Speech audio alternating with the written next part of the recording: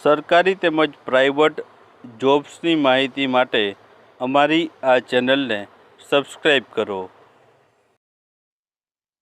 તો નમસ્કાર દર્શક મિત્રો, સ્વાગત છે તમારું અમારી આ યુટ્યુબ ચેનલમાં. તો આજના વિડીયોમાં મિત્રો છે જ્ઞાન સહાયકની જે ભરતીની જે જાહેરાત બહાર પડી છે તેના વિશે વાત કરવાના છે. મિત્રો હાલમાં છે જ્ઞાન સહાયકની જે ભરતીના ફોર્મ ભરાઈ રહ્યા છે, તો તેના વિશે આપણે આ વિડીયોમાં છે જે ઓફિશિયલ નોટિફિકેશન જોવાના છે, જેમાં પગાર ધોરણ છે 21,000 જેવો પગાર ધોરણ છે, ફિક્સ પગાર ઉપર જે છે 11 માસના કરાર ઉપર છે ભરતી કરવામાં આવી રહી છે. તો જોઈએ તેમાં નોટિફિકેશનમાં છે શું માહિતી આપેલી છે.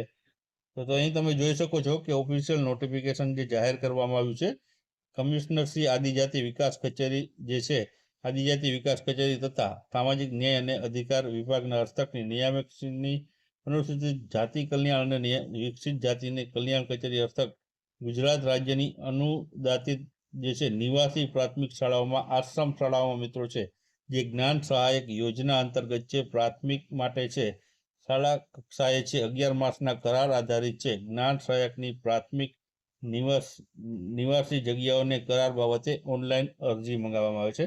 એટલે કે જે આશ્રમ શાળાઓમાં છે મિત્રો જે છે જ્ઞાન સહાયકની ભરતી કરવામાં આવી રહી છે.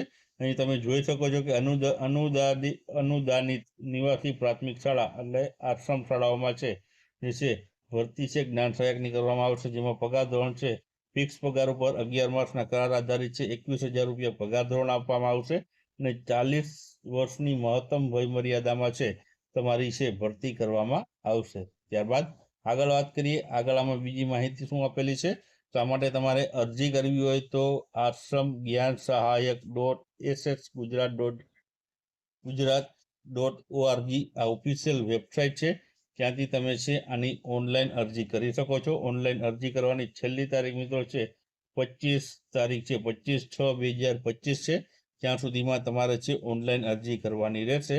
તો જે પણ ઉમેદવારોને અરજી કરવાની હોય તે જલ્દીથી આમાં અરજી કરી દે.